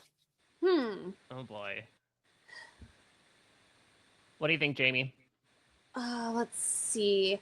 Maybe how many times has Cirie played? Is this her fourth? This is her fifth American season, sixth season overall of Survivor. Are there any other Survivor 50 players that played 5 times? Ozzy, this is his 5th time. But there's not 4. So maybe players that have played 4 or 3 or more times? Sure. Players who have played 3 or more times. That's a good guess. But unfortunately, that is incorrect. Your Oh. next clue is Christian Hubicki. People who were on the Sela tribe, the Orange tribe. Is that your guess? What do you think, Jamie? Yeah, let's guess that. Great guess. But no, I'm sorry. That is incorrect. Your Oh. next clue is Colby Donaldson. Is this Survivor 50 cast members whose names begin with C? I feel like we have to guess it because we don't know what. It is the most obvious thing, Yeah. but we have nothing to lose at this Yeah, point. let's do it. Except for 2 points. What would one be? Is there another? The C Chrissy thing? coach. Oh yeah. Okay. So There's a let's lot do of that. C's happening. Let's do it. Well, you seed the answer. Because yes. Wait, what was that supposed to be a pun of? Was that like seized the answer? Was that you saw the answer? You saw the answer. You seeded the answer. Yes, was that fun. is Okay. correct. So now we know they could be really obvious. So that's Yes, a so great we know point. we could be really we're overthinking this a little bit. Yeah. Survivor 50 contestants with C names. That is correct. Okay. Cool. Let's go in to our next question. So, your first clue is, of course, our very own wonderful Canadian Genevieve. Oh, we could say new era players. Okay. New era players who are on season 50. Okay. That is incorrect. Oh. Your next clue, Christian Hubicki. Oh. Could these be the Billie Eilish Boomerang Idol people? Like could it be like Genevieve, Christian, Genevieve again? Like people who have idols or Yes. yeah, how about that? People who found idols on Survivor 50? Okay. People who found idols on Survivor 50 is incorrect. Your next clue is JT. Oh! Sent. Yes, who gave idols to somebody Gave else. idols to someone else. That is correct. Okay. Your other clue would have been Genevieve again. And yes, the correct answer was has given an idol to someone on another tribe. Okay, JT's little stinker. Yeah. Mm-hmm. Okay. Your next question, the first clue is Mike White. Mike White. I know these first ones are always just such Yeah. a shot in the dark. A super beware advantage, if you will. What about final tribal? Final Tribal, or maybe like celebrities who have been on season 50? Let's do Like celebrity. what if it's like Mike White, Zach Brown, Mr. Beast, like celebrities who have been on Survivor? Yes, let's do that. Okay, great guess, but I'm sorry, that is incorrect. Your next clue is Dale Wentworth. Farm Guy 69. Dale.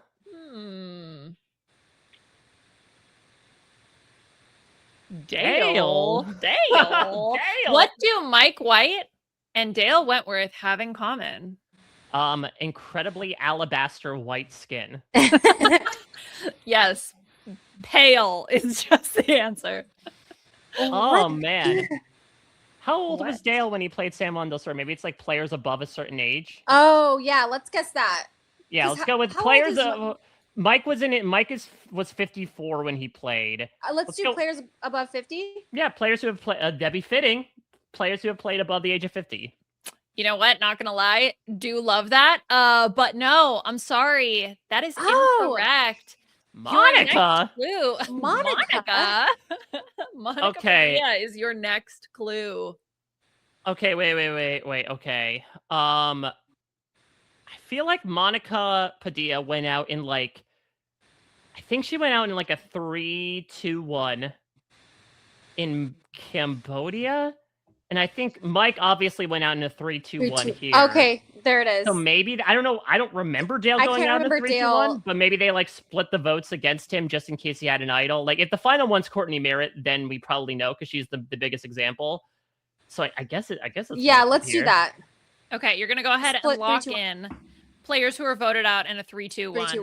vote Yes. split. Okay, Well, let's see. Before I reveal the answer, if the second clue or the last clue gives you any more of a hint, yes, it is Courtney Merritt. And the correct answer is yes. Players voted out in a 3, 2, 1 vote split. Thank you, Monica Padilla. This is the most memorable thing about you in Survivor Cambodia. Yes. Perfect. All right, you guys are crushing this. Let's go to your next question. And your first clue is Cirie Fields. Speaking of Okay. 3, 2, All 1 right, what's vote. another category we could assign to Cirie here, Jamie? Well, An the last icon. one was the C's. So this one, Is the F's. yeah.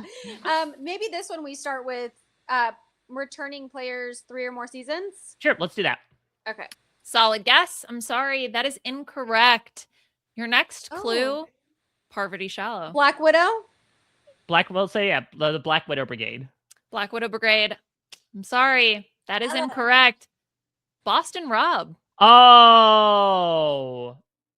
Are these Survivor players who have been on Traitors? Oh, yeah. That's what it is. It'll be Hmm. Stephenie. Or Okay, so Sandra?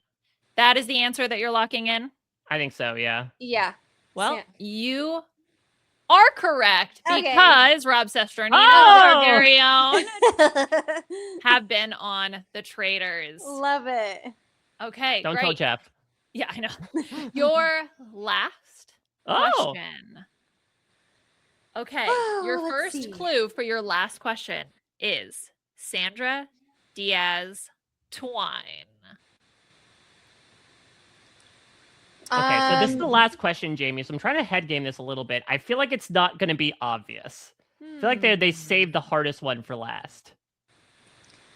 Maybe something about the locations she played at, or Yeah, like played in 3 different locations or something like that.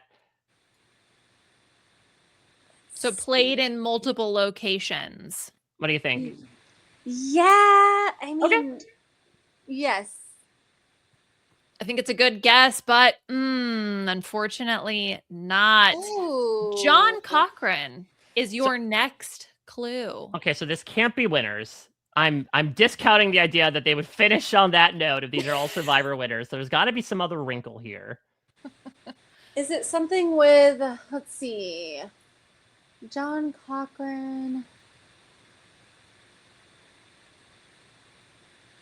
Cochran, the last time we saw him, he wasn't actually playing. He was like on a boat, remember, trying to dispense advice to Debbie. That's right. And Sandra came back also. So maybe players that have returned to give advice. Yeah, something they're like NPCs, right? Cameo? They're non-players. Yes, like showed up as a cameo NPC. Yeah. I like that. Okay, Okay. we are going with drive-by cameos as non-players. Okay, drive-by cameos as non-players. I could be a stickler, but you know what? I'll accept that as an answer. You're so Your generous. next clues were Zach Brown and Tata the Bushman, aka appeared on a season of Survivor, but not as a player. Dream blunt rotation. yes, Yes. I love it. I would love to see Tata the Bushman dancing to the latest Zach Brown song. I am worried about it. Oh my gosh. Well, congratulations. You guys nailed this. This was That was absolutely so fun. much fun. Thank you again, Derek, for putting Thanks, this Derek. That together. was fun. Yes, this has been such a fun game, and I'm glad that you both enjoyed it. But before we go, because I have Zach Brown on the brain, I'd be remiss not to ask you all to perhaps participate in my own little game, something that I posted to social media yesterday at the time we're recording this, because we have seen now, I guess, all 4 instances of these celebrity influence, twists, advantages, moments, whatever you want to call it. I don't know if any more is coming, at least none that has been advertised to us. So how would you rank them? We have the Billie Eilish Boomerang Idol. We have Zach Brown's Spearfishing Reward / concert. We have Jimmy Fallon, One in the Urn from last episode. And then we have Mr. Beast's Super Beware Advantage. You could rank it on whatever criteria you want to. But Liana, what are you thinking? This is tough. This is really tough. Oh, and I'm trying to look at the twist as it is, the way like See, that's the with thing, all because the it could pros be, and yeah, cons. like the way you're looking at it from Outcome or it's- potential? as by Exactly. outcome versus what it is as a concept. Okay, my gut, like just the initial gut ranking, I'm not going to overthink this, is in last place, Jimmy Fallon. Okay. Fourth, Jimmy Fallon. Third, Zach Brown. We didn't need all those confessionals. Then the Billie Eilish Boomerang Idol. And am I really putting the Mr. Beast twist as the best celebrity twist this season? And there was no moldy lunch Lisa anywhere. I can't believe it. That's just what my gut is telling me. What if that was the ultimate comfort in chaos? It's like, you've won Feastables. Oh, Yep. no, it's moldy. Yep. It's terrible, terrible chocolate. Yeah, that's I'll have to think about it a little bit more, but that's my initial gut reaction. What do you think, Jamie? I think so Zach Brown, was that just the reward and that was the twist? I forget. Yeah, it was that they was got just taken to the sanctuary where good things happen. We saw Zach him Brown fished swim and all of performed. that. Yeah, that's gonna be last for me. Okay. The Jimmy Fallon is third. Okay. Second is Billie Eilish, and the top one is Mr. Beast. Okay. Interesting. Yeah, for me, my criteria is that I look at it as like, how much did it like actively affect my enjoyment of the game and of the show? So I think last place would be Jimmy Fallon for me as well. I just feel like there was, even when we know what the full extent of the reward was, the idea of Christian having to reveal that he didn't have a vote and that he was voting for himself. I won't beat a dead horse here. I thought stymied any sort of creativity that could have existed from any party involved. I think I might I guess I'll put Billie Eilish third. I think I'll put it third. I might put Mr. Beast third or Billie Eilish third. Billie Eilish for me, like, the concept is there, but I think being forced to give it away and also the idea of it can't be played on anybody else, I think has actively hampered any gameplay around it. So I'm going to put Billie Eilish third because I think it has actively intruded in some variable gameplay around the idols this season. Second place will be Mr. Beast, just because, like, again, it led to a very fun outcome. Whether or not it was a game changer will be something that's discussed, I'm sure, in myriad post-season interviews. And again, still the concept for me of someone getting eliminated by a coin flip still doesn't vibe with my French vanilla fantasy, but I cannot deny that it was entertaining. I think, again, the stuff that was offered and the fact that it was especially explained to them as well, that it wasn't, I need a volunteer, and then they tell them afterwards. I do appreciate that if we have to bring the twist in. So, like, Zach Brown wins on the defense that he didn't really do anything wrong. A little too much time performing a couple songs for people who had to have a very nice afternoon. Does it suck that we had a disproportionate amount of airtime dedicated to him? Absolutely. But it wasn't like there was a mechanic that was thrown into the game that felt like it kind of derailed. And then especially didn't feel like necessarily it was an opportunity to be like, well, I guess maybe Zach Brown was maybe more the biggest example of like, wow, isn't Zach Brown great? That's my other favorite thing about this all as well, is that we saw this with Jimmy too. Like, he just seems like very chill and happy to be there. And maybe that's also who he is as a person, right? I think certainly one of the comments levied about him is he's not this big showman as much as he builds up to be as this kind of online character. But like, him and Zach Brown, both of the people who have made on-island visits, just kind of seem like regular guys. And Jeff's the one that's like, I cannot believe I'm standing in the face of God. You have blessed us with your presence. Petals fall behind you with every footfall you take on our golden shores. My life has been made all the much better for even taking in your carbon dioxide right now. These guys are like, well, this is a great time.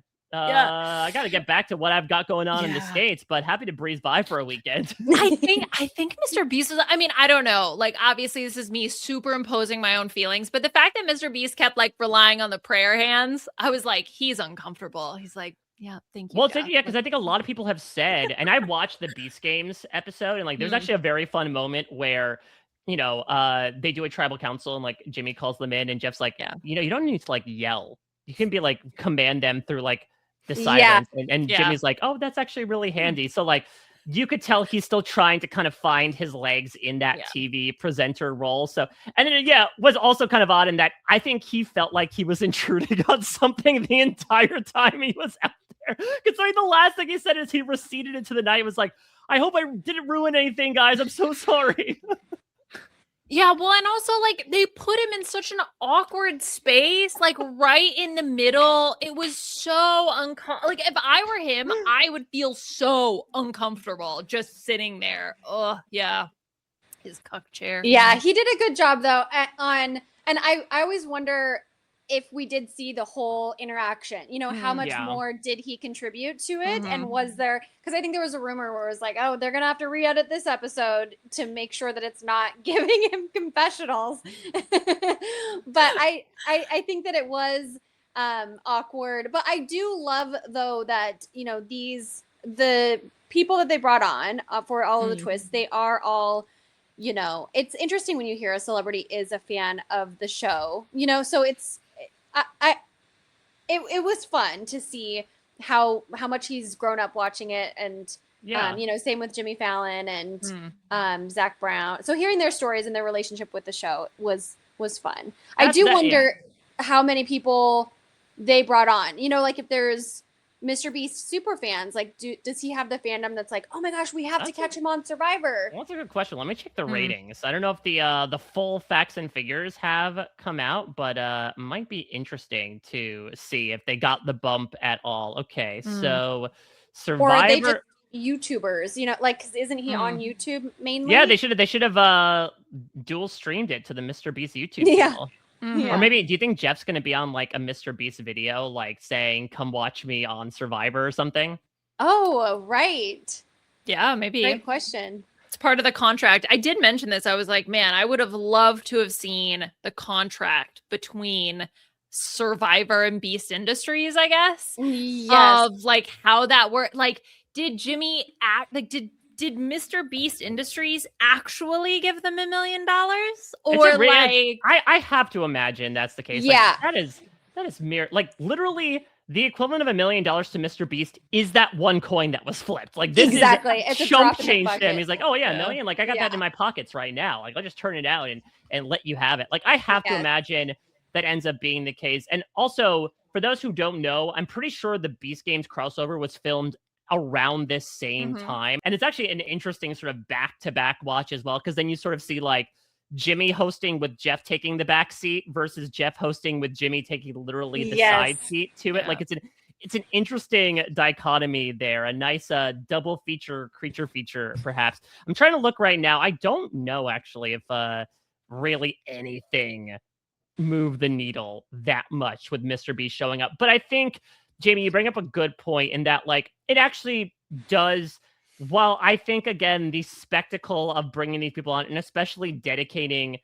so much verbal airtime to them was unnecessary, it is nice that these guys felt honored being there, and that they clearly were like, this is a show that means a lot to me, and so, like, I kind of feel like a fish out of water, for lack of a better term, from a Zach Brown perspective, right here, right now. If anything was made about like, yes, I am here, everyone please bow down upon me, that was more so done by the show and not about them themselves. Yeah, I agree. And I do, and maybe it was part strategy, if there are Mr. Beast fans, his fans are a lot younger, maybe like getting people interested, a young fan base into Survivor.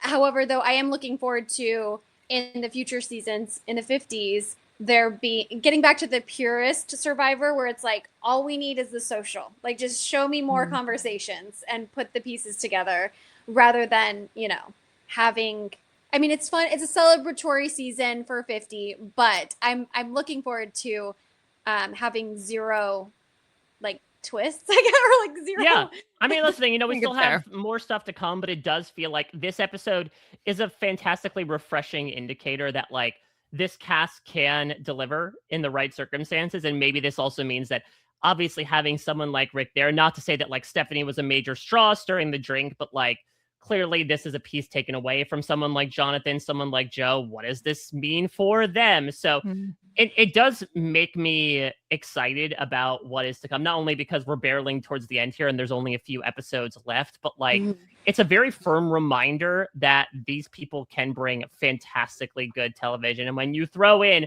something that provided an entertaining outcome on top of that, whether or not you feel like it needed to exist in the episode, it does create some top tier television. Mm-hmm. Yeah. All right. Well, Definitely. Jamie, you created some top tier podcast content with all of your fantastic take. Thank you so much for coming on and telling us everything you have to think about when it comes to Survivor 50. Your joy, as I said before, to bring you into this very podcast is so infectious, and this time is no different. So it makes me so happy. So I hope you are sitting there every Wednesday night, beaming a mile wide, ready to see whatever mayhem is about to befall us, and all the times that Joe is going to be a Polly Prissy Pants about something that Rick Devens does. Yes, exactly. I look forward to the rest of the season and me screaming at the TV. Well, I'm so excited. Well, people want to see all the great stuff you are doing out there, including perhaps some content of you. I know when you talked about before bawling at the Survivor opening, I remember seeing that on your Instagram. Yeah. So if you want to check out all that great stuff, some Survivor reactions included, how can people follow you on social media? Yes, I am on Instagram and TikTok, and it's just my name, Jaime Lynn Ruiz. And I love, oh my gosh, my Wednesday episodes, the reactions have been so fun because it starts a little conversation in the captions. Anyway, you find me there. And then also my nonprofit that I wanted to chat about. That's a perfect segue, and to highlight, of course, our guest highlighting a charity or cause. So you have a nonprofit, Jamie? Yes, well, it's I actually work with and for the Foundry Soul, which I think the last time I was on here I talked about it, and I'm fairly sure, yeah.